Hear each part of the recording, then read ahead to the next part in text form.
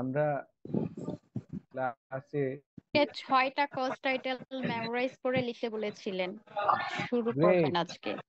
এই যে আইফোনের আপা খুবই ভালো কথা বলছেন, যে এটা করতে পারছেন, যে সিভিল ডিভিশনের কজ টাইটেল কেউ কি লিখতে পারছেন, বা লিখলে গ্রুপে দিবেন। আপনারা যদি কেউ লিখতে পারেন এখনো চাইলে গ্রুপে দিয়ে দিতে পারেন। কেউ কি লিখতে পারছেন আল্লাহর উপর লিখছি ভরসা স্যার। ইয়েস করে? স্যার, জি স্যার, লিখেছি স্যার। গুড। যারা যারা লিখেছেন, শুনেন, অনলাইনে পড়াশোনা করে পাশ করাটা একটু কঠিন যদি মনোযোগী না হন। অনলাইনের একটা অসুবিধা বলি, অনেকে করে কি অনলাইনে ক্লাস মানে মনে করে আচ্ছা স্যার কথা বলতেছে, কথা বলুক, আমি এই ফাঁকে একটু বন্ধুর সাথে কথা বলে নেই, বান্ধবীর সাথে কথা বলে নেই, অথবা এই ফাঁকে আমি একটু ফেসবুক দেখে নিই। এটা হচ্ছে একটু অসুবিধা। আর যারা অনলাইনে দরজা লাগায়া কাউকে এই রুমে ঢুকতে দিবেন না,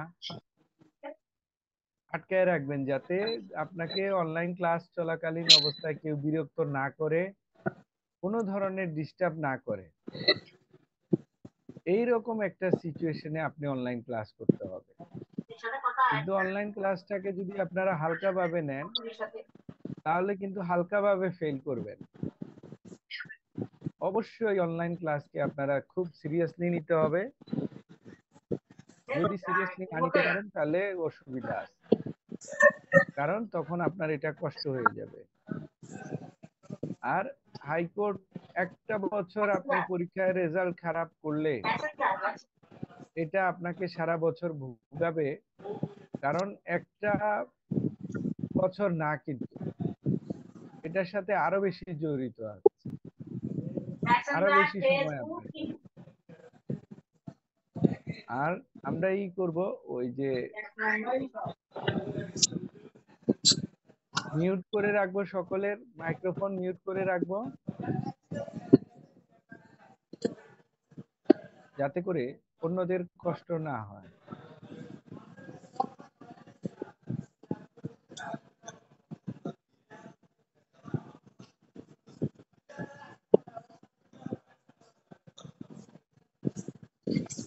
এই জায়গায় আমরা এসেছিলাম, আর একটা নোট আমরা দিয়েছিলাম। নোটটা সবাইকে আমি রিকোয়েস্ট করব প্রিন্ট করে নিবেন, কারণ নোটটা প্রিন্ট করা থাকলে পড়তে সুবিধা হবে, আর নোটটা প্রিন্ট করা না থাকলে আপনার প্রিপারেশন নিতে একটু অসুবিধা হবে।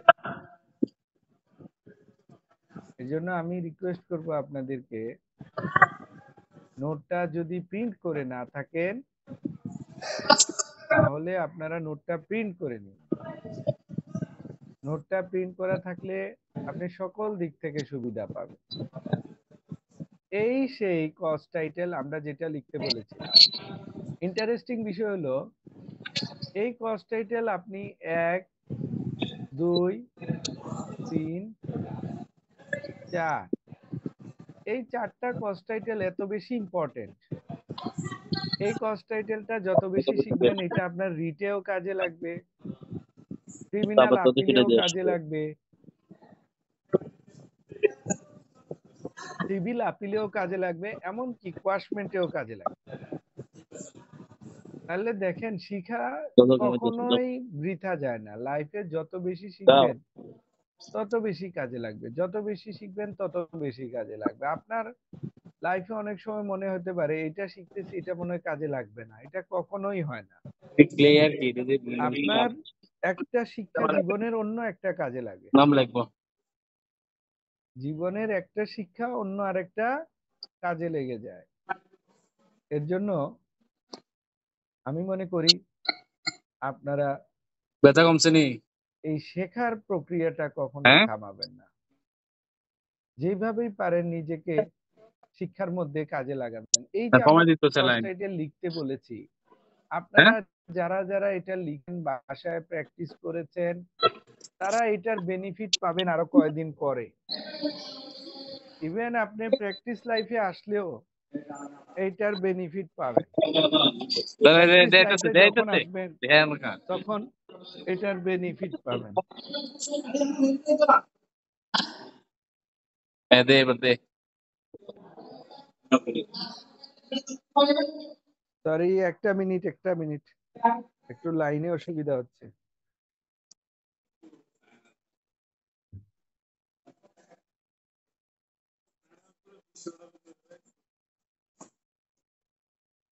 যারা যারা লিখেছেন তারা কিন্তু আজকের ক্লাস খুব মানে দ্রুত ধরতে পারবেন, প্লাস বুঝতেও সুবিধা হবে। আর যারা আইলসামি করে বসে রয়েছেন তারা বলবেন অনলাইন ক্লাস ভালো না, অনলাইন বুঝি না, হ্যাঁ, এরকম অনেক অজুহাত দিবেন।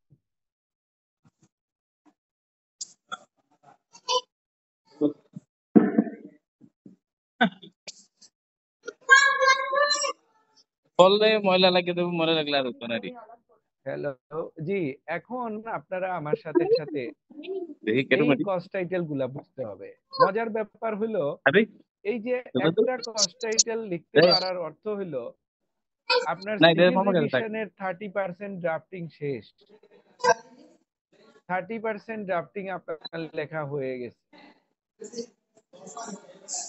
একটা কস টাইটেল লিখতে পারার অর্থ হলো ড্রাফটিং এর 30% লেখা শেষ।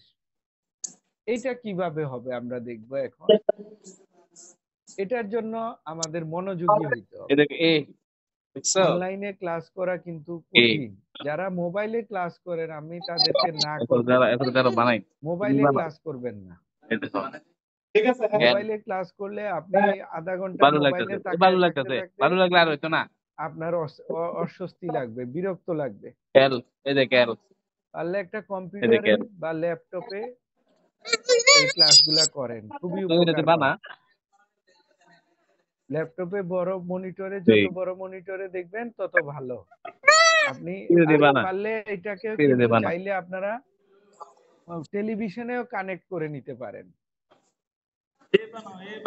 টেলিভিশনে কানেক্ট করেও আপনারা চাইলে এই ক্লাস করতে পারেন। কারণ আমার নেমনে আমার এদিকে গত মানে বছরের অনেক স্টুডেন্ট হাতে বানাও হাতে বাসায় তারা টেলিভিশনের সাথে ইয়ে কানেক্ট করে ইয়ে নিয়ে ওনারা কিন্তু এই ক্লাসগুলা বড় মনিটরে দেখতেন শুয়ে শুয়ে। এটা আপনাদের একটা ভালো কাজ, যে বড় মনিটরে দেখলে সুবিধাটা কি, যে সুবিধাটা হচ্ছে আপনি লেখাগুলা দেখতে পারবেন। আর মোবাইলে দেখলে আপনার খারাপ লাগবে, আপনি মনোযোগ হারায় ফেলবেন। এই হলো 30%। আমরা বলতে চাচ্ছি একটা কজ টাইটেল যদি আপনার মুখস্থ থাকে তাইলে 30% কিন্তু আপনার ড্রাফটিং হয়ে যায়। কিভাবে হচ্ছে বানানো আমরা হইতো একটা না ড্রাফট পাশাপাশি দেখার চেষ্টা করি। যেমন এই প্রশ্নটা, এই যে একটা প্রশ্ন, আমরা এই প্রশ্ন এখনো পড়ি নাই, পড়বো। এই প্রশ্নটার একটা ড্রাফট ভেঙে দেখাচ্ছি। না বাবা এই চলো হলো কজ ওই বাবা টাইটেল। দেখতে বানাইছে এই নুডলস ড্রাফটিংটার বানায় কজ নুডলস টাইটেল নুডলস এতটুকু, এই বানাইছে যে বাবা উপর থেকে কজ টাইটেল এতটুকু। এখন একটা এই কজ মতো টাইটেলটাই একটা কিন্তু আদম আমরা কে মতো নতুন মতো একটা ফরম্যাটে এইখানে বুঝতে পারতে দেখি, লাগে ভালো দিত প্লাস বিং এগ্রি বাই এখানে লিখি, প্লাস এই প্রেয়ারে আইসা লিখি। তো একটা কজ টাইটেল আমরা এতগুলা জায়গায় বারবার লিখছি, তার মানে আপনার 30% ড্রাফটিং এখানেই হয়ে যাচ্ছে। এর জন্য হয় কি, আমরা অনেক সময় ভালো লিখে মার্কস তোলাটা কঠিন হয়। এইখানে যদি একটা অক্ষর ভুল হয় তাহলে যিনি খাতা দেখবেন তিনি মনে করবেন ওনার অটোমেটিক্যালি নিচের 3টা জায়গায় ভুল হয়েছে, তখন আপনার মার্ক কাটা শুরু হয়ে যাবে। বানান খুব ইম্পর্টেন্ট। ড্রাফট লেখার সময়, হাতে লেখার সময় আপনারা অবশ্যই এটা খেয়াল করবেন বানান খুবই থাকবো জরুরি। থাকবো থাক। বানান ভুল আমি করা থাকি যাবে না। মামা তুমি থাকি। বানান ভুল করলে কেউ কোনো জাস্টিস মহোদয়গণ এত মানে ওনাদের খারাপ লাগে, ওনারা মার্কস কমায় দেন। এর বিষয় হলো কি, হাইকোর্ট পারমিশনে আপনাকে খুব বেশি ইংরেজিও জানতে হয় না। যেমন এই সিভিল ড্রাফটিং, এই সিভিল ড্রাফটিং একটা ফরম্যাট যদি আপনি শিখে ফেলেন ভালো মতো, একটা ড্রাফট, তাহলে আপনি সকল সিভিল রিভিশন আল্লাহর উপর ইয়ে বানা, ভরসা এই করে পরোটা লিখতে বানা, পারবেন, সকল রিভিশন। এই পরোটা বানা, তাইলে এই পরোটা যে বানা। কোনো একটা ড্রাফট যদি আপনি মুখস্থ করেন, এবং মুখস্থের লেভেলটা হইতে হবে চরম পর্যায়ে মুখস্থ। আমরা আগামী সপ্তাহ থেকে আপনাদের হাতের লেখা দেখা শুরু করব, কারণ অনেকের বানা, হাতের লেখা দুইটা বল বানাও, দুর্বল দুইটা হওয়ার বল, কারণে দুইটা বানাও। রেজাল্ট খারাপ হয়। অনেকের খাতা গুছানোটা ঠিক মতো হয় না। আমরা এইবার টার্গেট করেছি যে আপনাদের 20টা থেকে 25টা খাতা লেখা আমরা সবাইকে শেষ করাতে চাই। ঠিক হয়ে গেছে 20 চাপ। থেকে 25টা খাতা যদি আমরা লিখতে পারি। নার্গিস আপা হাত তুলেছেন, কিছু প্রশ্ন করবেন, বলবেন কিছু? জি, একটা প্রশ্ন ছিল। আপনি কস্ট টাইটেলে স্যার আপনি যে নোটটা দিয়েছেন এখানে টাইটেল সুইট নং অফ, আমি তারপর অংশ ধরে নিই, কিন্তু ওইখানে লাস্ট অংশ বোধহয় অ্যাড করে নাই। ওইটা আমরা তারপরে প্রশ্নের বইতে যেভাবে দিয়েছেন ওইভাবে ওইটুকু অ্যাড করে নিব। এই ও এই বেরো না অর্ডারটা। রে, এখানে এখানে বাজার এই থেকে লাস্ট অংশটুকু ময়লা জি আছে। জি জি জায়গাগুলা, জি জি জি ও জি এগুলা জি কোনো ক্ষেত্রে না দিলেও সমস্যা নাই, বুঝলেন? পরের আচ্ছা অংশগুলা আচ্ছা না দিলে সমস্যা নাই, মেইন এই জিনিসটা হলো এটাই, বুঝলেন? জি ঠিক আছে। আর বাকি অংশটুকু দিতে পারলে ভালো, কিন্তু মেইন হচ্ছে এই অংশটুকু একটু দিতে হ্যাঁ, পারাটাই আন্ডারস্টুড। হলো একটা চ্যালেঞ্জিং ব্যাপার, বুঝলেন? তো থ্যাংক খুব ইউ, ভালো বুঝা থ্যাংক ইউ। গেল আপনি মনোযোগ দিয়ে পড়েছেন এবং মনোযোগ দিয়েছেন। অনেকে মনোযোগ দেন নাই হয়তো, কারণ এই কস্ট টাইটেল গুলা খুব ইম্পর্টেন্ট। কেউ কেউ মনে করতে পারে আরে আমি সিভিল ডিভিশন উত্তর লিখবো না, সিভিল ডিভিশন পড়বো না, কিন্তু এটা ভুল। কারণ সিভিল আপিল যদি বেশি কঠিন প্রশ্ন হয়ে যায়, সিভিল আপিল যদি বেশি কঠিন প্রশ্ন হয়ে যায়, তাহলে আপনি বিপদে পড়ে যাবেন, তখন তো আপনাকে রিভিশন লিখতে হবে। এর জন্য এটা হচ্ছে আমাদের রিভিশনের মেইন যাত্রা, মেইন ইস্যু, কস্ট টাইটেল ঠিক করা আপনাদের। স্যার একটা কোশ্চেন ছিল। বলেন। আমরা কি প্রত্যেকটা প্রশ্নের জন্য একটা করে অল্টারনেটিভ কোশ্চেন পারবো, আইদার সিভিল আপিল আর সিভিল ডিভিশন, ক্রিমিনাল আপিল আর ক্রিমিনাল ডিভিশন? হ্যাঁ হ্যাঁ, এইরকমই পরীক্ষা হয়ে আসতেছে, কিন্তু কখনো যদি এই বিপদ হয় দুইটাই সিভিল রিভিশন দিয়ে দেয়, তাহলে তো বার কাউন্সিলের সাথে ঝগড়া করে পারা যাবে না। না না স্যার, আমার কোশ্চেন স্যার ওই জায়গা না। আমার কোশ্চেন হুম। হচ্ছে যেমন 1 নম্বর কোশ্চেনে আমরা মোট কোশ্চেন থাকবে কি সবগুলো অ্যান্সার করতে হবে, 3টে। মোট প্রশ্ন হলো 6টা, 6টার ভিতরে আমরা 3টে অ্যান্সার দেব। 6টার ভিতরে আমরা 3টা আনসার করব। ও তার মানে দুইটি প্রথম কোশ্চেনে একটা সিভিল আপিল থাকবে, একটা ডিভিশন থাকবে, দ্বিতীয় প্রশ্নও তাই, তৃতীয় প্রশ্নও তাই। জি জি জি, হ্যাঁ। Oh I got it, thank you sir. আচ্ছা, এইটা মিউট করে দিন সবাই। এইটা যারা বুঝে উঠতে পারেন না, সমস্যা নাই, তাদের জন্য আমি একটু লিখে দেই 1টা মিনিট, নাইলে আবার অনেকে পড়তে গিয়ে এলোমেলো হয়ে যাবেন। এটা হলো আমাদের প্রশ্ন কিভাবে থাকে দেখেন, civil appeal versus civil revision. Versus দিলাম এই কারণে, সিভিল আপিলের সাথে সিভিল রিভিশন প্রশ্ন আসে, আপনি অর দিবেন, অরও দিতে পারেন। প্রশ্ন আসবে সিভিল আপিলে একটা 1 নাম্বার প্রশ্ন, আর এখানে হলো 2 নাম্বার প্রশ্ন। এই হলো গ্রুপ এ, এটা হলো গ্রুপ এ। আর গ্রুপ বি তে ক্রিমিনাল, অ্যাপিল একটা, অর কোয়াশমেন্ট কিসে or রাখবে এটা? কিসে রাখবা? 491। বলে কিন্তু সিরিয়াল আছে। মা মা এই তিনটা এটি বোধহয় গ্রুপ বি হবে, গ্রুপ বি হবে। Group B. মা মা এই হলো বি। এখন আরেকটা গ্রুপ আছে, সেটা আচ্ছা হলো সি।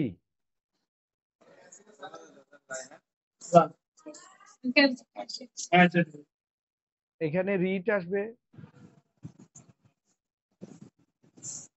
1, রিট 2। এই দুইটা রিট থেকে টাটা একটা রিট উত্তর আসসালামু দিবেন। আলাইকুম আর এখানে দুইটা আসবে, যে কোনো থাকবি দুইটা আসবে, হ্যাঁ দুইটা থেকে একটা প্রশ্নের উত্তর দিবেন। আর এইখানে এই দুইটা থেকে একটা প্রশ্নের উত্তর দিবেন। এই হলো মোটামুটি আমাদের সিলেবাস। তো এখানে আমরা পড়তে গিয়া সিভিল আপিল ইতিমধ্যে আমরা পড়েছি, এখন আমাদের সিভিল রিভিশন চলতেছে। তাহলে প্রশ্ন হলো, সিভিল আপিল যদি কঠিন প্রশ্ন চলে আসে তাইলে পরীক্ষার হলে তো আপনাকে রিভিশন দিয়ে বের হয়ে আসতে হবে। ধরেন সিভিল আপিল এমন কঠিন প্রশ্ন আসলো, আপনি প্রশ্নই ঠিক মতো বুঝেন নাই, কোনো কারণে হইতেও পারে, তখন আপনি সিভিল রিভিশন লিখে পাশ করে আসতে হবে। এর জন্য আমি সিভিল রিভিশনেও আপনাদেরকে সমান তালে গুরুত্ব দিতে বলতে। আর পাশ করার প্রধান সূত্র হইল আপনাকে 20 থেকে 25টা খাতা লেখা শেষ করতে হবে নিয়ম কানুন মেনে। আন্দাজি মান্দাজি খাতা 50টাও যদি লেখেন কাজ হবে না। আমাদের এই 24 সালে যারা পাশ করেছেন, 24 সালে সর্বোচ্চ খাতা লিখেছেন আমাদের একজন বোন আপা, তিনি নাম হলো স্নিগ্ধা আক্তার। ওনার বাবা হাইকোর্টের লয়ার, উনি 50টা খাতা লিখে শেষ করেছে। 50টা খাতা, সবাই শুনছেন? 50টা খাতা লিখে শেষ করেছেন। অনেকে এটা আজগুবি মনে করতে পারেন, কিন্তু এটা আজগুবি না। খাতাগুলো উনি আমার কাছ থেকেই কিনে নিছেন, এর জন্য আমি এটা বলতে পারলাম। 50টা খাতা লিখে শেষ করেছেন এবং ওনার বাবা হাইকোর্টের লয়ার। ও স্যার, তারপরে উনি, এটা কি স্যার প্র্যাকটিসের জন্য? হ্যাঁ হ্যাঁ, এই 50টা খাতা লিখে লিখে শেষ করতে হবে। আপনার হাতের লেখা ঠিক হচ্ছে কিনা, ড্রাফটিং এর ফরম্যাট ঠিক হচ্ছে কিনা, হ্যাঁ, সবকিছু ঠিক হচ্ছে কিনা, 20-25টা খাতা না লেখা পর্যন্ত আপনার কিছুই ঠিক হবে না, বুঝলেন? মার্জিন ঠিক হচ্ছে কিনা, এই সব ঠিক করার জন্য আমরা এই সপ্তাহ থেকে খাতা লেখা দিব, টাস্ক দিব বা হোমওয়ার্ক দিব। আমাদের কিন্তু নিজস্ব খাতা আছে, যাদের যাদের এই খাতা লাগবে আপনারা খাতা আমাদের কাছ থেকে সংগ্রহ করতে পারেন বা বাজার থেকে সংগ্রহ করতে পারেন, যার যেটা সুবিধা। তো আপনার আমাদের খাতাগুলোর একটু ভালো দিক আছে, এর জন্য আমাদের খাতাগুলো নিতে পারেন। তাহলে এইবার আসেন, আমরা যেই ক্লাসে ছিলাম আমাদের টার্গেট হলো যতগুলা বই প্রশ্ন না আমরা পড়ব ততগুলা প্রশ্ন এইখানকার এই 1 2 3 4 দাম নাই 5 ইংলিশ এবং আসলে এটা নিয়ে 6, দেড় লাখ বড় এই মোটামুটি 6টা, এই মোটামুটি 6টা কস্ট টাইটেলের কোনো একটাকে অ্যাট্রাক্ট করবে, যে কোনো প্রশ্নই ওরা করুক না কেন। আর একটা নোট আমরা বলেছি পড়ার জন্য, সেটা ছিল এইরকম, এই প্রথম পেজটা। এগুলো আপনাদেরকে আমরা রিকোয়েস্ট করেছি প্রিন্ট করে রাখার জন্য। যারা যারা প্রিন্ট করতে পেরেছেন অনেক অনেক ধন্যবাদ। যারা প্রিন্ট করতে পারেন নাই তারাও প্রিন্ট করে নিবেন। প্রিন্ট করে ক্লাসের সময় এই নোটগুলা হাতের সামনে রাখবেন, মনিটরে দেখে দেখে না। প্রিন্ট করে হাতের কাছে রাখলে এটার উপরে আপনার কোনো আরো কোনো কথা আপনি না বুঝলে সেটা লিখে রাখার সুযোগ আছে। এর জন্য আমরা রিকোয়েস্ট করব যে একটা ক্লাস চলাকালীন অবস্থায় খাতা কলম নিয়ে সুন্দরভাবে আপনি বসার জন্য।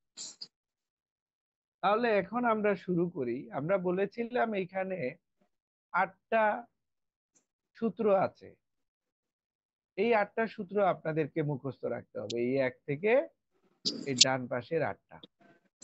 এই 8টা সূত্র দেখেন যেদিকেই যাই না কেন, হয় রিভিশনের ধারা 115-র 4, নাইলে 115-র 1, নাইলে 115-র 4, আবার 115-র 1, আবার 115-র 1, আবার 115-র 1, আবার 115-র 1। তাহলে দেখেন প্রায় সকল রিভিশন 115-র 1 অথবা 115-র 4-কে অ্যাট্রাক্ট করে।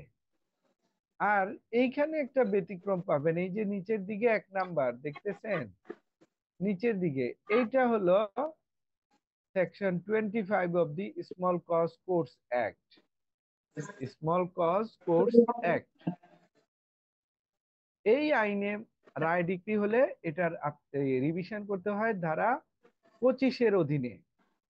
আর বাকি সকল রিভিশন হয় 115-র 1, নাইলে 115-র 4। তো আপনারা ইতিমধ্যে জেনেছেন 115-র 1 হচ্ছে অধস্তন আদালত থেকে সরাসরি হাইকোর্টে রিভিশন হইলে 115-র 1, আর 115-র 4 হইল জেলা জজ আদালতে রিভিশন ঘটাইয়া হাইকোর্টে রিভিশন হইলে এটা 115-র 4। তাহলে উদাহরণ দুইটা দেখে আমরা প্রশ্নতে চলে যাব। যেমন ধরেন, যেমন আমি মুছে নিচ্ছি, সবাই স্ক্রিনে দেখতে পারেন। একটা উদাহরণ আমরা দেখি, একটা উদাহরণ আমরা এখানে দেখতেছি। এই 3টা আদালত হইতে কোনো যদি রায় ডিক্রি হয়, এই রায় ডিক্রি যদি 5 কোটি টাকা পর্যন্ত হয়, তাইলে আপিল হবে জেলা জজ আদালতে। আপিলটা মঞ্জুর বা নামঞ্জুর হইলে ওইটার বিরুদ্ধে হাইকোর্টে যে রিভিশন হয় এটাকে বলে 115-র 1-এ প্রথম রিভিশন। তাহলে এই গেল একটা সূত্র। আর আরেকটা সূত্র হইল, এই 3টা আদালত হইতে কোনো একটা আদেশ হইলে ওই আদেশের বিরুদ্ধে জেলা জজে একটা রিভিশন ঘটাইয়া সেই রিভিশনে হেরে মঞ্জুর হলে বা নামঞ্জুর হলে এটার এগেনস্টে হাইকোর্টে যে রিভিশন করে এটাকে বলে দ্বিতীয় রিভিশন, এবং এটার ধারা হচ্ছে 115-র 4। তাইলে আমরা বড় করে মনে রাখি 115-র 4 কখন আর 115-র 1 কখন, এটা আমাদের মাথায় রাখতে হবে। যে সরাসরি রিভিশন হলে 115-র 1, আর জেলা জজে রিভিশন ঘটাইয়া হাইকোর্টে রিভিশন ঘটাইলে ওইটা 115-র 4। এটা আপনাদের মনে রাখতে হবে। আচ্ছা, এইবার আমরা একটা প্রশ্ন সলভিং এ যাব, এবং এই প্রশ্নটা খুবই কঠিন। এক সেন্সে খুবই কঠিন, আরেক সেন্সে সবচাইতে সহজ। এই প্রশ্নটা এসেছে 6 সালে, 9 সালে, 10 সালে, 11 সালে এবং 13 সালে।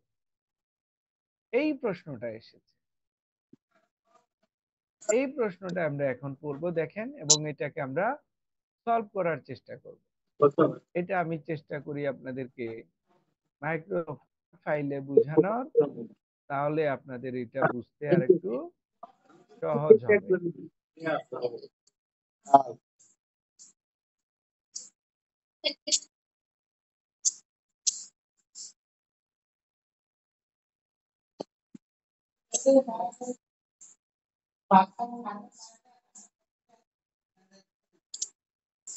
ইয়েস, এই যে আমরা পেয়ে গেছি।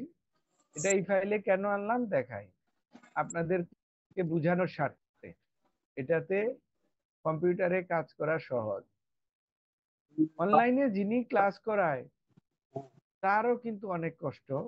অনলাইনে ক্লাস করানোর কষ্ট, কারণ কম্পিউটারের ব্যাপক জ্ঞান থাকতে হয়, নাইলে আবার আরেক বিপদ।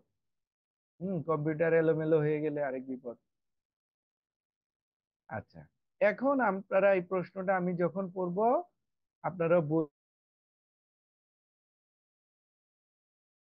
বইতে মার্ক করবেন। যারা কিনতে পারেন নাই তাদেরকে আমরা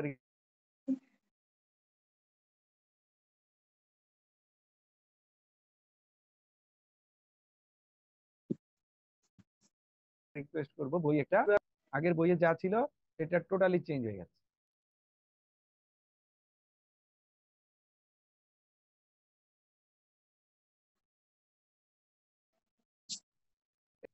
কাজে লাগবে।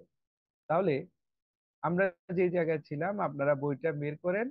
এই এটা কেন কঠিন প্রশ্ন আর কেন সহজ এটা বলতেছি। দেখেন কঠিন কি কারণে, আমি এখানে একটা টেকনিক বলে দিই। দেখেন এ লাল কালি দিলাম, filed a suit for permanent injunction against B, A B এর বিরুদ্ধে মামলা করেছে, দুইটা ক্যারেক্টার পেয়ে গেলাম। মামলা করার পর আমরা যদি এটাকে এইভাবে নেই যে যারা কম বুঝেন মানে দুর্বল স্টুডেন্ট, এ ভার্সেস বি এইভাবে লিখলাম, এ বি এর বিরুদ্ধে মামলা করেছে, তাহলে এখানে কি দাঁড়াইলো, প্লেইনটিফ ভার্সেস ডিফেন্ডেন্ট। সুন্দর। এই প্লেইনটিফ মানে বাদী, ডিফেন্ডেন্ট মানে বিবাদী।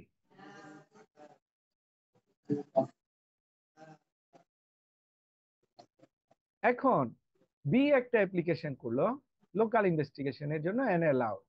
দেখেন এই বি ভদ্রলোক একটা অ্যাপ্লিকেশন দিল, child application,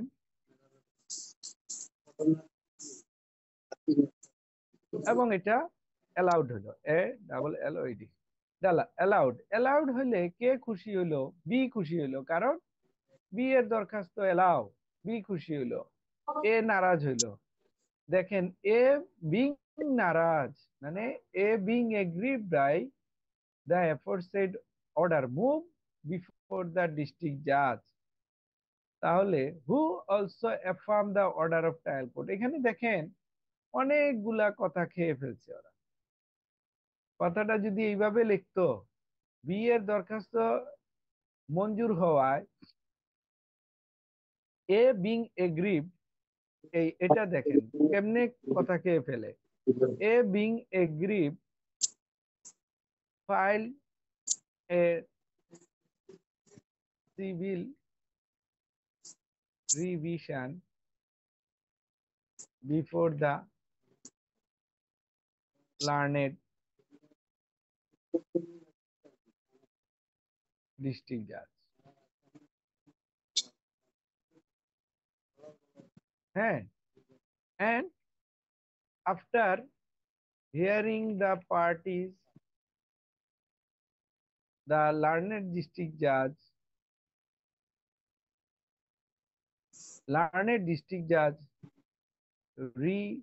rejecting the civil revision and affirming the order of the trial court। এই যে দেখেন, এই যে এ একটা সিভিল রিভিশন করেছে ডিস্ট্রিক্ট জাজে, ডিস্ট্রিক্ট জাজ দুই পক্ষকে শুনেছে। দেখেন রিভিশন ফাইল করেছে ডিস্ট্রিক্ট জাজে,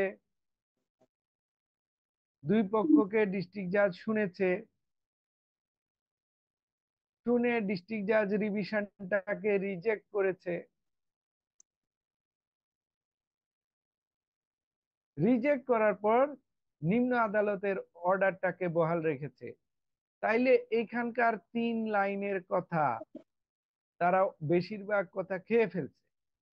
খেয়ে ফেলে এখানে লিখছে a being aggrieved by the aforesaid order move before the district জাজ। কিভাবে মুভ করছে রিভিশন করে এই কথা লেখে নাই। আর ডিস্ট্রিক্ট জাজ দুইটা কাজ করছে, একটা হলো রিভিশন রিজেক্ট করছে আর নিম্ন আদালতের আদেশকে বহাল রেখেছে। তাহলে এক সাইডের কথা খেয়ে ফেলছে। নিম্ন আদালতের অর্ডারটাকে বহাল রাখা হইলো এফার্ম করার মানে কি, ওনার কাছে যে রিভিশনটা নিয়ে যাওয়া হয়েছিল সেই রিভিশনটার কি হলো, সেই রিভিশনটা রিজেক্টেড হয়েছে, এর জন্য আমরা এই কালি দিয়ে লিখলাম ডিস্ট্রিক্ট জাজ rejecting the civil revision and affirm করেছে নিম্ন আদালতের আদেশ। বুঝলেন? কতগুলা কথা ওরা প্রশ্ন থেকে বাদ দিয়ে দিছে যেন আপনি বাকি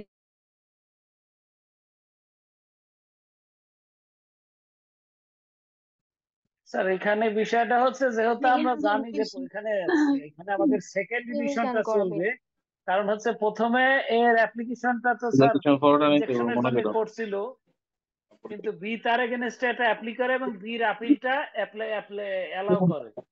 তো তার মানে বি রিভিশনের জন্য যায় বা আপিলের জন্য যায়। পরবর্তীতে এ অ্যাগ্রিড যখন করছে তখন এটাকে রিজেক্ট করে দিয়েছে, তার মানে এটা সেকেন্ড অর্ডার হয়ে গেল।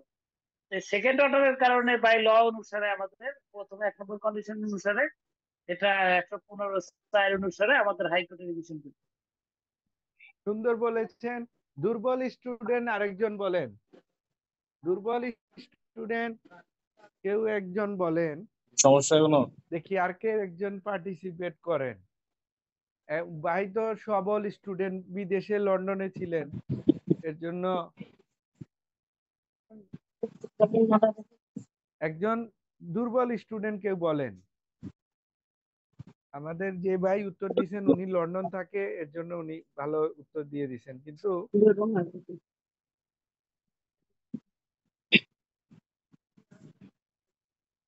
আর কে শেয়ার করতে চান একটু? স্যার ওটা উনি যেটা বলেছে একদম ঠিকই বলেছে স্যার, কারণ আসলে তো স্যার একটা রিভিশন হয়েছে, এখন নেক্সট কাজ হলো সেকেন্ড ডিভিশন, এর বিকল্প তো স্যার কিছু নাই। হুম, আরো দুর্বল কেউ বলেন। আপনি পুরানা স্টুডেন্ট, নতুন থেকে কেউ একটু বলেন। স্যার এত হচ্ছে যে অ্যাসিস্ট্যান্ট জাজের এখানে ইয়ে করছে, পার্মানেন্ট ইনজাংশন দিছে, ওইটাকে আবার এলাও করছে ডিস্ট্রিক্ট জাজ, অর্থাৎ আদেশ দিছে তারপর আবার ডিস্ট্রিক্ট জাজ সেটা এলাও করছে। যেহেতু সংক্ষুব্ধ হয়েছে সেক্ষেত্রে সে আবার ডিস্ট্রিক্ট জাজের এগেনস্টে হাইকোর্টে যাবে, রিভিশন করবে। না, পার্মানেন্ট ইনজাংশন ছিল না, বুঝছেন? এটা ছিল কি বলেন তো? Local investigation.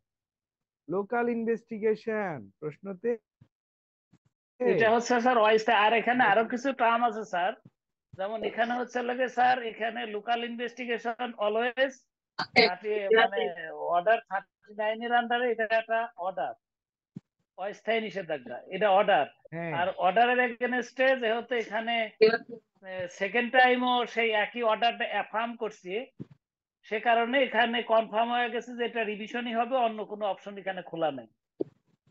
হুম, আরেকজন কেউ শেয়ার করেন দেখি। আপনারা 42 জন আছেন, জি কেউ একজন শেয়ার করেন, জি স্যার বলবো। বলেন। আমাদের মূল মামলাটা ছিল স্যার পার্মানেন্ট ইনজাংশনের, যেহেতু ওটা আমাদের মামলাটা ছিল লোয়ার কোর্টে, এবং ফার্স্ট মামলাটার একটা দরখাস্ত ছিল ওটা লোকাল ইনভেস্টিগেশনের, যেটা স্যার ওই অ্যালাউ হলে মামলা যে ফাইল করছিল উনি গিয়ে রিভিশন করে ডিস্ট্রিক্ট জাজে, ডিস্ট্রিক্ট জাজ ওইটা লোয়ার কোর্টের যে অর্ডারটা ওইটা বহাল রাখে, যার কারণে আবার মহামান্য হাইকোর্ট ডিভিশনে ওইটা সেকেন্ড যে রিভিশন ওইটা হবে 115 সাব সেকশন 4 এ হবে। আচ্ছা, তাহলে অত্যন্ত ভালো বলেছেন সবাই। তাহলে দেখেন, আমরা এখানে আবার বুঝি, এ বি এর বিরুদ্ধে মামলা করছে, মামলা চলমান অবস্থায় বি একটা অ্যাপ্লিকেশন করছে লোকাল ইনভেস্টিগেশনের, সেটা অ্যালাউ হয়েছে, অ্যালাউ হয়, বি সংক্ষুব্ধ হয়েছে, বিং এগ্রিভ, সে একটা রিভিশন করেছে। আমরা রিভিশনটা বললাম কেন? ওই যে অর্ডার, দেখেন প্রশ্নতে একটা শব্দ লেখা আছে অর্ডার, এই অর্ডার দিয়ে আমরা সহজে ধরে ফেলতে পারি সেটা এটার এগেইনস্টে রিভিশন হয়েছে। আর একটা জিনিস শেখার আছে গুরুত্বপূর্ণ, সেইটা এখন আমি আপনাদের সাথে শেয়ার করব, খুবই গুরুত্বপূর্ণ, এটা অত্যন্ত গুরুত্বপূর্ণ, এটা শেখা সকলেরই উচিত। সেটা কিরকম দেখেন, এইখানে এইখানে এ বি এর বিরুদ্ধে কোন কোর্টে মামলা করেছে এই রহস্যটা লেখা নাই, এই রহস্যটা লেখা নাই। এটা তাইলে স্যার কি হইতে পারে? স্যার যেমন এখানে একটা ধরেন যদিও উল্লেখ নাই, কিন্তু যেহেতু বলা হয়েছে লোকাল ইনভেস্টিগেশনের জন্য বি আবেদন করছে, তা লোকাল ইনভেস্টিগেশনের জন্য সচরাচর সবসময় সর্বনিম্ন কোর্টে আগে, কোর্টের যেটা আমাদের হায়ারার্কি আছে, যে বিলো কোর্টে আবেদনটা করতে হয়। তা আমরা এখানে ধরে নিতে পারি যে ফার্স্ট কোর্টে এটা, ফার্স্ট ম্যাজিস্ট্রেট কোর্টে এটা আবেদনটা করা হয়েছে। কে বলবেন ফার্স্ট ম্যাজিস্ট্রেট কোর্ট হবে? না স্যার, কেন? অ্যাসিস্ট্যান্ট জাজ court, assistant, sorry sir, assistant magistrate court, sorry. জাজ কোর্ট। হ্যাঁ, তাহলে এইখানকার একটা জিনিস শেখার, কেন বললাম ইম্পর্টেন্ট, এই এটা প্রশ্ন অ্যাসিস্ট্যান্ট জাজ কোর্ট হবে, সরি। না, এই প্রশ্নতে সিনিয়র অ্যাসিস্ট্যান্ট জাজ হইলেও ভুল নাই, অ্যাসিস্ট্যান্ট জাজ হইলেও ভুল নাই, জয়েন্ট ডিস্ট্রিক্ট জাজ হইলেও ভুল নাই। অত্যন্ত দামি জিনিস শিখাচ্ছি আজকে, খুবই দামি জিনিস। কেন? কে বলবেন এই তিনটা কোর্টের যে কোনো কোর্ট হইলে ভুল নাই কেন? কে স্যার বলবেন? কারণ এই তিনটা কোর্টে যে কোনো একটা আদেশের বিরুদ্ধে হোক বা রায়ডিকের বিরুদ্ধে আমরা প্রথমে ডিস্ট্রিক্ট জাজে যাব যদি 5 কোটি টাকা পর্যন্ত মূল্যমানটা হয় স্যার না, এখানে সমস্যা রিভিশনে। এখানে স্যার ওই ইস্যুটা হচ্ছে আমাদের মামলার এখানে ভ্যালু উল্লেখ করা নাই। যেহেতু ভ্যালু উল্লেখ করা নাই, অতএব আমরা যে কোনো একটা কোর্টে যেতে পারি। যদি এটা উল্লেখ থাকতো, যে অ্যামাউন্টটা উল্লেখ থাকতো, পিটিশন ভ্যালু বা সুইট ভ্যালু, তখন আমাদের স্পেসিফিক করা লাগতো যে যেহেতু 15 লক্ষ টাকা 25 লক্ষ টাকার কিছু বার আছে, ওই বার গুলোকে ওভারকাম মেনটেন করিয়ে আমাদেরকে তখন সুইট মানে অ্যাপ্লিকেশন করতে হয়। আর এখানে তো বলেই দিছে ডিস্ট্রিক্ট জাজে বহাল রাখছে আদেশটা। হ্যাঁ, তাইলে বুঝে না, কিন্তু ওটা জয়েন্ট ডিস্ট্রিক্ট জাজের মানে ওটা যুগ্ম মানে জয়েন্ট ডিস্ট্রিক্ট জাজ যেটা, সে কোর্টে তো ডিস্ট্রিক্ট জাজ বহাল রাখতে পারে যদি 5 কোটি টাকার নিচে হয়। আচ্ছা, আমি মিলাই দেই, দেখেন। আর এখানে আর একটা কথা আছে যে স্যার, আমরা তো এখানে যদি ডিগ্রিও হইতো, তাহলে এটা যদি আর একটা হলে কি স্থায়ী নিষেধাজ্ঞা হলে এটা তখন ডিগ্রি হয়ে যেতে পারতো। ডিগ্রি হলে তখন যদি ফার্স্ট রিভিউতে ডিস্ট্রিক্ট জাজ রিভিউ করতে, তখন আবার সেকেন্ড মানে আপিলে টাইমে তখন আবার আমরা রিভিউতে আসতে পারি।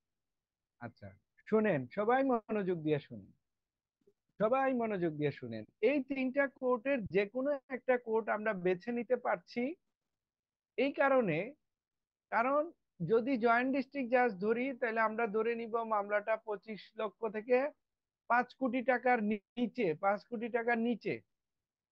আর অ্যাসিস্ট্যান্ট সিনিয়র অ্যাসিস্ট্যান্ট জাজ হলো 15 লক্ষ টাকা পর্যন্ত, অ্যাসিস্ট্যান্ট জাজ হচ্ছে, সরি, ওটা হলো 25 লক্ষ টাকা পর্যন্ত, আর এটা হচ্ছে 15 লক্ষ টাকা পর্যন্ত। যেহেতু প্রশ্নতে কোনো একটা কোর্ট নির্দিষ্ট করে বলা নাই, তার মানে আপনি এই তিনটা কোর্টের যে কোনো একটা কোর্ট লিখলে ভুল হবে না। কিন্তু 25 সালের যে পরীক্ষা আসতে যাচ্ছে, ধরেন 25 সালের একটা পরীক্ষা লিখলো a filed a suit against B, a permanent injunction against B and suit value at টাকা, suit value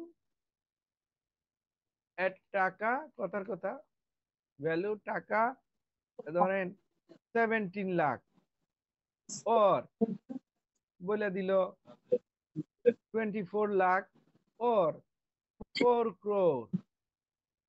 এই যে দেখেন, এই তিনটা কথা ওরা লিখতে পারে, কথার কথা বলতেছি। তখন এই তিনটার যে কোনো একটা লিখলে আপনি কি আর কোড চেঞ্জ করতে পারবেন? না স্যার, তখন আমাকে স্পেসিফিক করে দেওয়া লাগবে। তখন এই যে দেখেন কত গভীরে এবং ইন্টারেস্টিং আমরা ক্লাস নিচ্ছি। যে আমি মাঝে মধ্যে এই কারণে বলি যে মেট্রিক পাস করা ছেলে মেয়েরাও যদি একটু মনোযোগ দেয় তাও তারা পাস করবে, আমরা যেভাবে বুঝাই। যদি এখানে টাকার পরিমাণ বলে দিত 17 লাখ, তাহলে আপনি এই কোডটা বলতে বাধ্য হইতেন।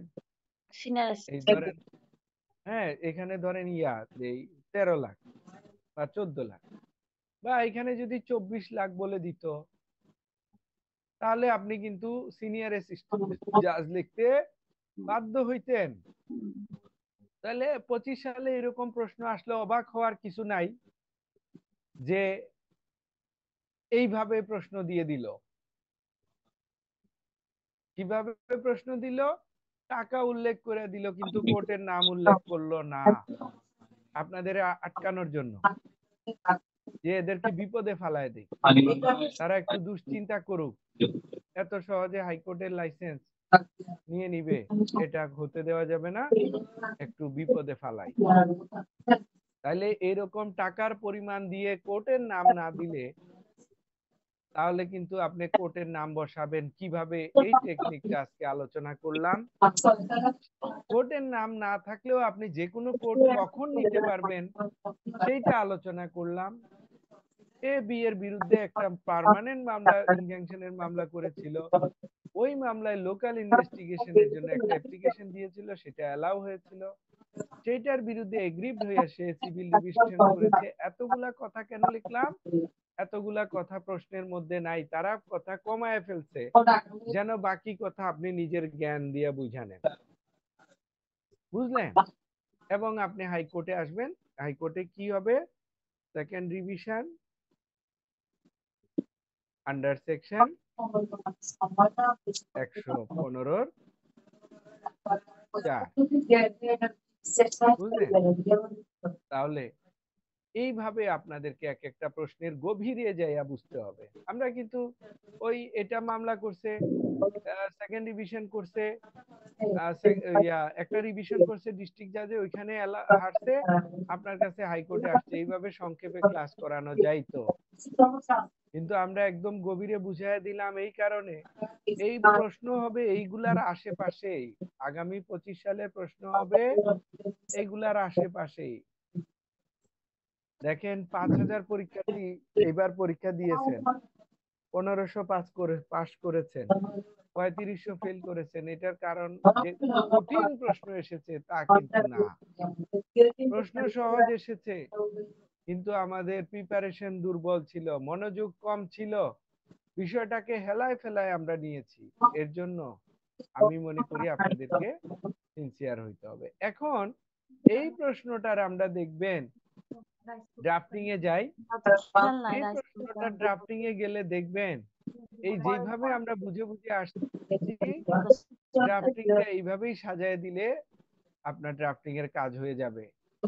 সবাই ড্রাফটিংটা ধরে ফেলতে পারবেন যে কোথায় কি হয়েছে, ইজিলি ধরতে পারবেন। আসেন আমরা এবার ড্রাফটিং এ যাই। এই প্রশ্নতে ওপিনিয়ন চেয়েছিল, আমরা এই 2 লাইনে ওপিনিয়ন দিয়েছি। সজীব দাস হাত তুলেছেন, অত্যন্ত ভালো মানুষ, হাত তুলে প্রশ্ন করতে চাচ্ছেন। এখনকার যুগে এরকম আমরা কম পাই। আপনি বলেন, প্রশ্ন বলেন। জি স্যার, আমার প্রশ্নটা হচ্ছে ওইখানে যে আমরা রিজেক্টিং টা ধরলাম আর কি, ওখানে তো আমরা ডিসমিসিং ও ধরতে পারতাম, মানে রিজেক্টটাই কেন ধরলাম? আচ্ছা, আর কেউ প্রশ্ন করবেন? এটা অত্যন্ত ভালো প্রশ্ন। দুইটা শব্দ আপনাদেরকে দেখাই, অত্যন্ত ভালো প্রশ্ন, দুইটা শব্দ দেখাই। এই যে দেখেন এখানে তারা একটা শব্দ ব্যবহার করছে মুভ, এই যে মুভ, এটাকে আরেক কালি করে দেই মুভ। এটা আমি কেন আনলাম? ওনার প্রশ্নের কিন্তু ডিসমিসিং আর রিজেক্টিং নিয়ে। ডিসমিসিং আর রিজেক্টিং কোথায় লিখি? আমরা ড্রাফটে দাগ দিয়ে নেই, আপনারাও এটা ইয়াতে দাগ দিতে পারেন। এই যে এই রিজেক্টিং শব্দটাকে সজীব দাস ভাই ধরেছেন যে এই জায়গাটায় আমরা ডিসমিসিং লিখলে হয়তো বা রিজেক্টিং লিখলেও হবে কিনা। অত্যন্ত গুরুত্বপূর্ণ প্রশ্ন। তাহলে দেখেন এটা কেন, ওই যে মুভটাও কেন, একসাথে দুইটা জিনিস বলতেছি যাতে আপনারা দুইটাই শিখতে পারেন। সিভিল রিভিশন উচ্চ আদালতে ফাইল করলে আমরা বেশিরভাগ সময় বলে থাকি মুভ, আর সিভিল অ্যাপিল ফাইল করলে আমরা কি বলি, কে বলবেন? বলেন। ফাইলড। না, সিভিল আপিলের ক্ষেত্রে আমরা কি বলি? আপনাদের কিন্তু মুখস্থ আছে এই কথাটা। বেক্স টু প্রেয়ার, বেক্স টু, এটা নাকি প্রেয়ার স্যার? না, প্রেয়ার বললে তো ফেল করবেন। Begs, begs to begs, prefer, begs, begs to prefer this appeal. ভুলে গেছেন? স্যার কাদের কাদের মনে আছে? সিভিল আপিলে আপনারা মুখস্থ করেছেন। সুফিয়া শিকদার চট্টগ্রাম থেকে আমাদের স্ক্রিনে সব দাগ দিয়ে দিচ্ছেন, সবুজ কালি সব দাগ দিয়ে দিচ্ছেন। কেমন ভাগ দিচ্ছে? তাদের এটা মনে নাই, সিভিল আপিলে আমরা বেক্স to prefer, prefer P R বলেন, P R E F E আর, প্রেফার। সিভিল রিভিশনে লিখি মুভ, সিভিল আপিলে লিখি প্রেফার। আচ্ছা, প্রেফারটা আবার আমরা একটু ড্রাফটিং দেখায় নেই, নাইলে আবার অনেকে ভয় পেয়ে যাবেন যে এটা আবার করতে গিয়ে ওরা পড়াশোনা শুরু করে দিল। ভয় পাওয়ার কিছু নাই। আমরা বোর্ডটা ক্লিয়ার করে নিলাম, বইতে চলে যাই।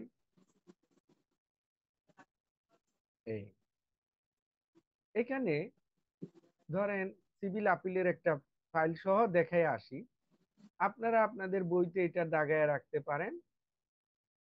পেজ নাম্বার 59, পেজ নাম্বার 59-এ চলে আসে, দেখেন plaintiff appellant begs to prefer, prefer this appeal. পাইলেন? তাহলে সিভিল রিভিশনে আমরা কি লিখি? প্লেন্টিভ অ্যাপিলেন্ট হোক, plaintiff petitioner begs to move this application, এইভাবে লিখি। এটা হলো ড্রাফটিং এর ভাষা এস্টাবলিশড হয়ে রয়েছে। সবাই বুঝতেছেন? কেউ না বুঝলে প্রশ্ন করবেন। জান্নাতুল নাইমা, কোন ডিস্ট্রিক্টে আপনি, বুঝতেছেন?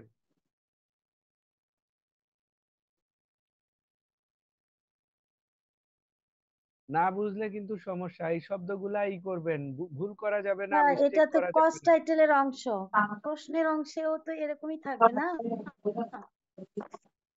থাকে, না থাকলেও কিছু নাই, অন্যায় না। আমরা বলতেছি এটা হলো হাইকোর্টে একটা এস্টাবলিশড রীতিনীতি। কোন কোন জায়গায় আমরাও দুই একটা জায়গায় মুভের জায়গায় প্রেফার লেখা ফেলি, প্রেফারের জায়গায় মুভ লেখা ফেলি।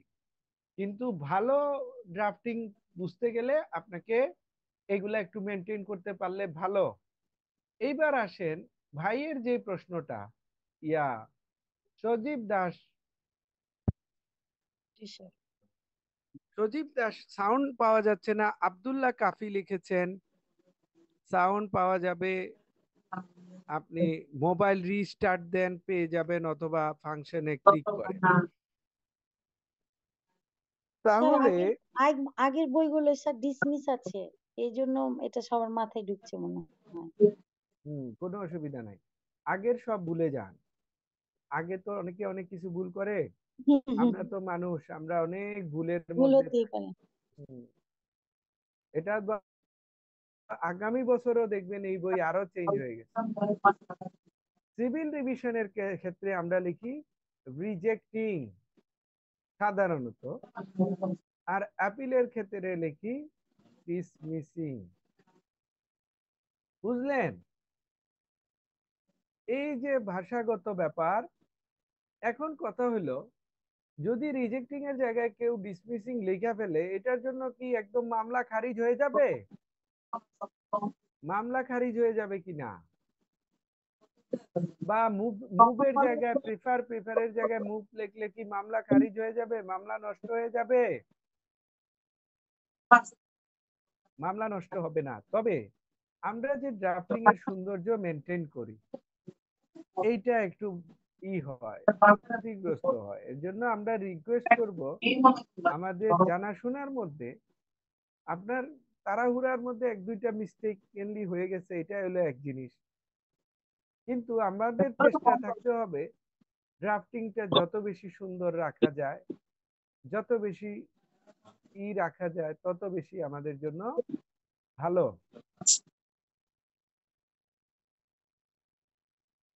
তাহলে আশা করি আপনারা বুঝতে পেরেছেন।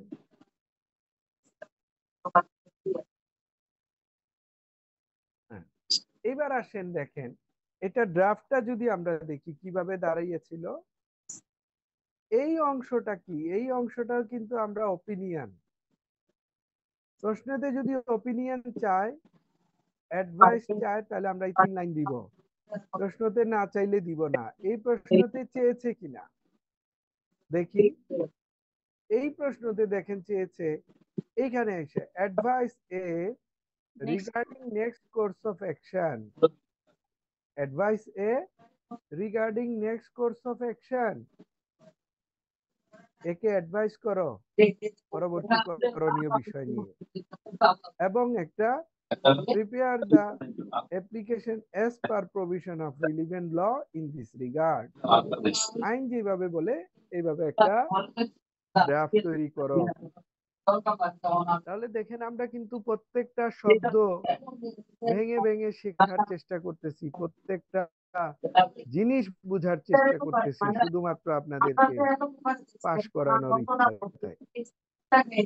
আর আপনাদের পাশ করাইতে পারলে আমাদের ভালো, আমাদের সুনাম হবে, আপনারা হাইকোর্টে আসবেন। এই যে এইবার আমরা প্রায় 3 শতাধিক অ্যাডভোকেট পাশ করেছেন, এটা সহজ কথা না। এই 300 অ্যাডভোকেটের আমি হোয়াটসঅ্যাপ গ্রুপ করে দিয়েছি, যারা সবাই ভাইভা ক্লাস করতেছে। এই গ্রুপটা হাইকোর্টে তাদের ব্যাপক কাজে লাগতেছে, ব্যাপক কাজে লাগতেছে। এইবার আমরা ড্রাফটে চলে যাই।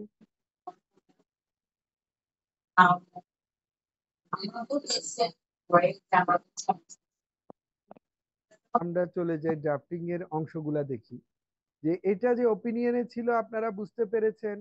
Advice, opinion, next course of action, যাই বলুক এই 3 লাইন লিখে দিবেন। দেওয়ার পর এইবার ড্রাফট শুরু। ডিস্ট্রিক্ট থেকে শুরু করে এই জায়গাগুলোর মধ্যে কোনো চেঞ্জ নাই, শুধুমাত্র এইখানে ব্যতীত। আর আরেকটা জায়গা আছে শুধুমাত্র এইখানে ব্যতীত। চাইলে আপনারা এখানে এটা না লিখলেও পারেন, এটা প্র্যাকটিসে আছে। এগেইনস্ট জাজমেন্ট এন্ড অর্ডার আমরা প্র্যাকটিসে এখানে এটা লিখি, যাতে করে জজে প্রথম দৃষ্টিতেই বুঝে ফেলেন এই মামলাটা কি সংক্রান্ত। এটা যেন উনি প্রথম দেখাতে বুঝে ফেলেন। তাহলে আমরা কি পেলাম? লাল অংশগুলা চোখ বন্ধ করে মুখস্থ করবেন। এইগুলো হইলো সব মুখস্থ।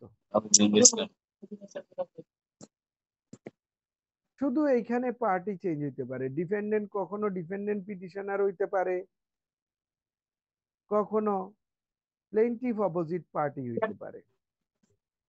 আর আমি আপনাদেরকে 6টা দিয়েছিলাম, কস্ট টাইটেল লিখতে দিয়েছিলাম। এখন আপনারা কেউ একজন বলেন ওই 6টা কস্ট টাইটেলের মধ্যে কত নাম্বার কস্ট টাইটেলটা এটাকে অ্যাট্রাক্ট করে।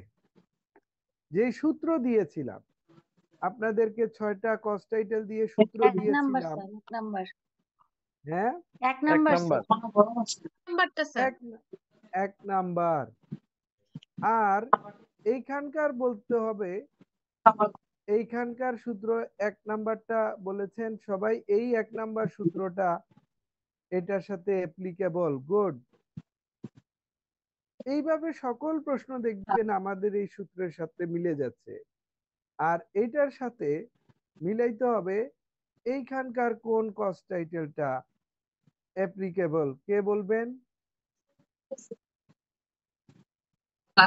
এখানকার কোন কস্ট টাইটেলটা মিলে যায়? এই যে স্যার রিজেক্টিং জানো দেখেন এখানে এইটা স্যার কস্ট 3 টাইটেল নাম্বারটা একদম মিলে যায়। একই রকম, দেখতে একই রকম,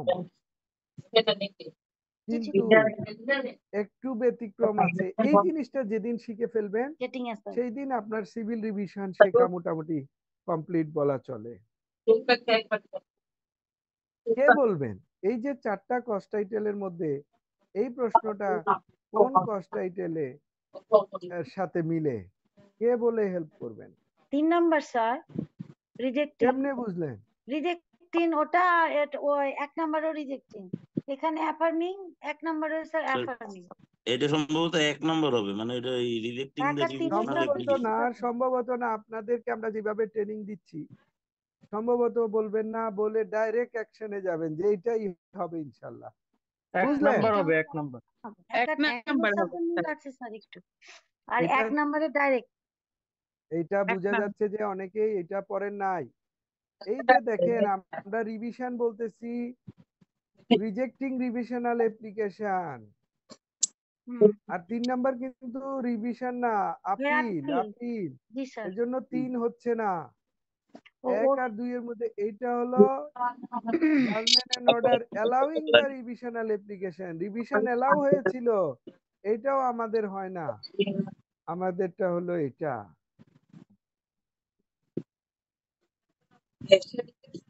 আমাদের হলো এইটা। এর 1 জন্য নাম্বার তো বললামই স্যার। হ্যাঁ, না প্রথমে আপনি 3 বলছিলেন, এর না জন্য পরে বলছি স্যার, ওই যে রিজেক্টিং এর সাথে আনছি, অ্যাপিলের সাথে মিল আছে কিনা। এর জন্য আর সুযোগ দেই নাই। আচ্ছা, তাহলে আপনাদের প্রতি আমার রিকোয়েস্ট কি বলেন তো, ওই কস্ট টাইটেল গুলা যদি না শিখেন আপনারা কি আর আনসার করতে পারবেন সঠিক? না স্যার। আপনারা আনসার করতে পারবেন না। এর জন্য আমি যে কাজগুলা দিচ্ছি এই কথাগুলা অক্ষরে অক্ষরে আপনাদেরকে পালন করতে হবে। ভালো না লাগলেও আপনাদের এটা ঔষধের মতো, ঔষধ তিতা লাগে, ঔষধ তিতা লাগে, জি স্যার। বুঝলেন? হাইকোর্টে ব্যান্ড কইরা ঘুরবেন, হাইকোর্টের সনদ পাইলে 10 বছরের মধ্যে জাস্টিস হবেন, আপনাদের মধ্য থেকে সবাই জাস্টিস হবেন, অনেকেই হবেন, কিন্তু এটার জন্য পরিশ্রম করতে